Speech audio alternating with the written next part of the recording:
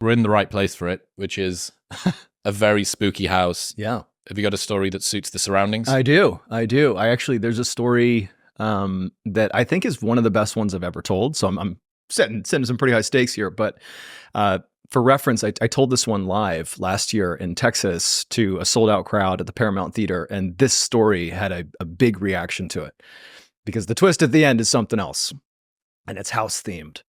So in 2004, there was this guy named Mitch who was going to a university in Louisiana. And he's a senior, and there's this girl in his class named Kayla, who's also a senior, and he just loves this girl.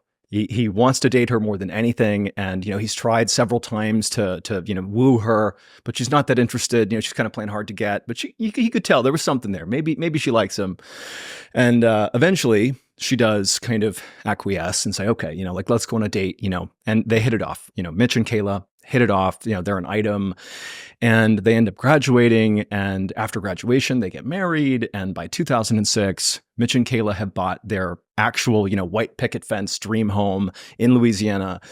And, life was great. They loved their careers. Both of them were very intentional about spending time together on the weekends and really making, their time together as a couple very important.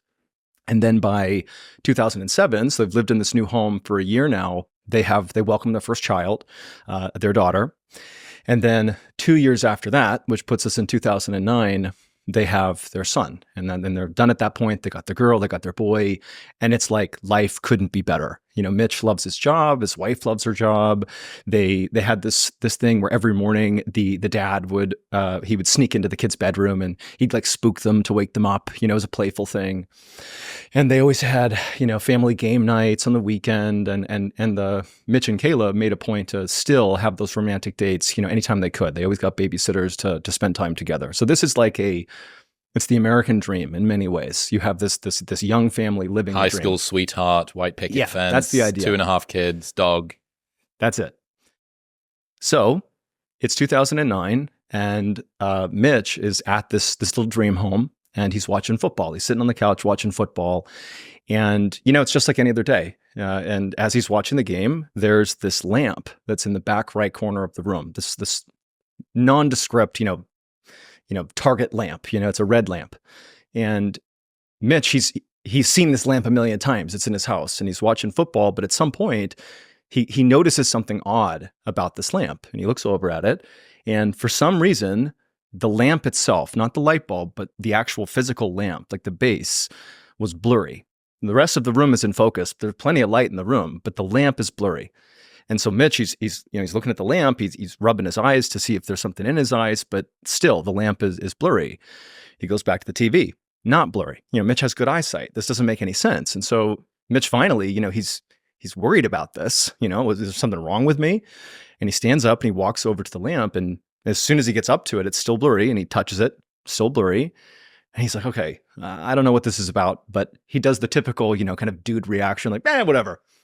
The male denial of medical problems. Yeah, it's like, I'm probably having a stroke, but whatever. So he turns around and he goes back to the couch and just does his best to ignore the still blurry lamp. And so he's watching the game. He's glancing periodically, but he's mostly focused on the game. And then at some point towards the end of the football game, the lamp changes. It remains blurry, but out of the corner of his eye, he sees it moving around and he looks, and the lamp, with having not been no one's touched the lamp at this point, but the lamp is now turned upside down, which is, it's not possible. It's flipped upside down and now it's blurry. And so now Mitch he's looking at this lamp thinking, okay, huge problems here. There's something wrong. I might very well be having some sort of medical emergency. But for some reason that Mitch just could not place, he couldn't bring himself to call the doctor. I mean, this is a situation where you call the doctor. There's something wrong. And he knew it, but he didn't do it. Instead, he just could not stop looking at this lamp. He's not watching the TV. He's just staring at this upside down blurry lamp.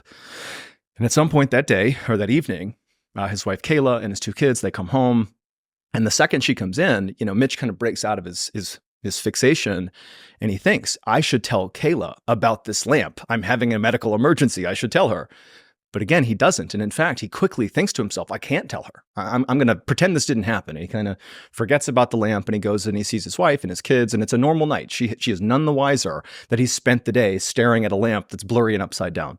And, when Kayla came in the lamp was not blurry and upside down. She's not experiencing this. So that night, regular night, they put the kids to bed, and, Kayla and Mitch, they go to bed too. But then after Kayla had fallen asleep, Mitch is wide awake. You can't sleep. And there's something telling him to go down and look at that lamp.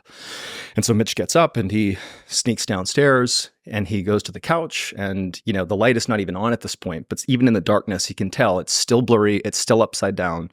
And he sits on the couch and he just stares at the lamp. And all night, Mitch sits on this couch and stares at this lamp in absolute silence. And then in the morning, Kayla gets up, she comes down. It's during the week, so it's a work day. She comes down and she finds Mitch on the couch, and she's like, "What are you doing?"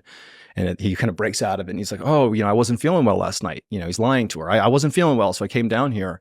And in fact, he tells her, "You know what? I feel so sick. I can't go to work today." And Kayla's like, "You've never taken a day off from work ever, and you don't seem sick to me. Like, what's happening?" And he's like, "No, I just not feeling up for it." And so Kayla's like, "Okay," but she's thinking there's a red flag here, but she doesn't know what it is. And so ultimately, Kayla and the kids, they leave for the day, and Mitch stays home, and he just stares at this lamp all day. He is staring at this lamp, and by the evening, when Kayla comes home, this is like 8-10 hours later, when she walks in the house, all the lights are still off, except for the red lamp. And she sees her husband, who now is not breaking out of his trance. He's sitting on the couch and he is absolutely focused on this lamp. And when she walks in, she's like, "What's going on with you?" No reaction. Mitch is fully locked in on this lamp. He's completely unresponsive.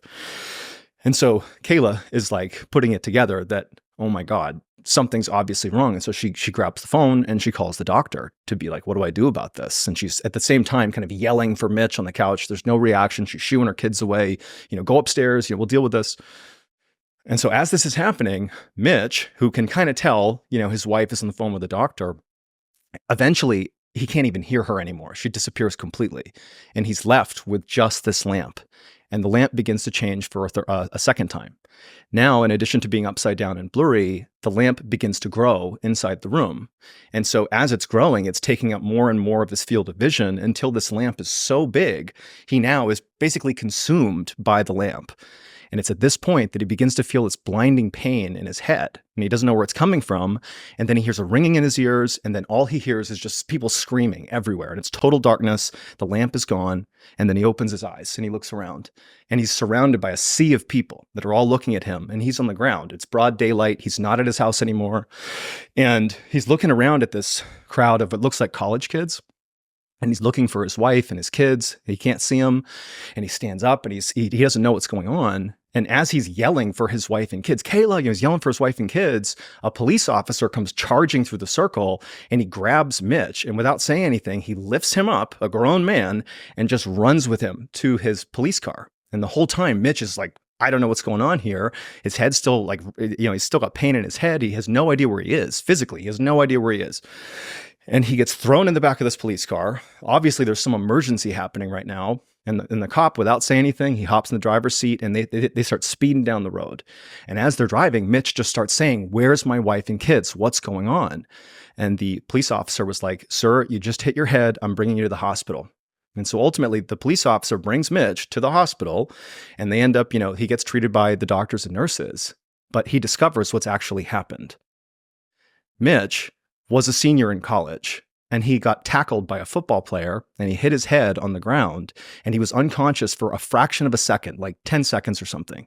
And in those 10 seconds, his brain constructed an entire life with a wife, with kids, with the white picket fence, the house. None of it existed. He never had a wife. He never had his kids. They're not real. And so he realized what had happened when he was at the hospital, and he had to grieve the loss of people who never existed, and it wrecked his life. He did this huge Reddit post, this Ask Me Anything, where he tried to tell people what it's like to have basically lost your entire family who don't exist. And he said, to this day, he still has dreams where his little son will come running around the corner, and he's perpetually 5 years old.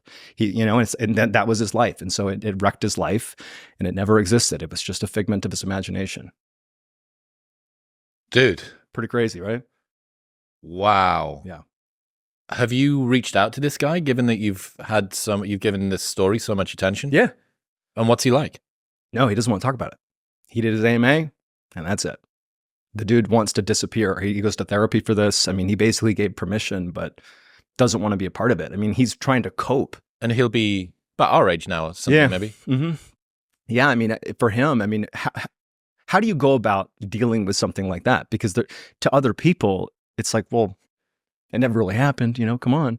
But for him, it was like years that in his brain was implanted an entire history, an entire family.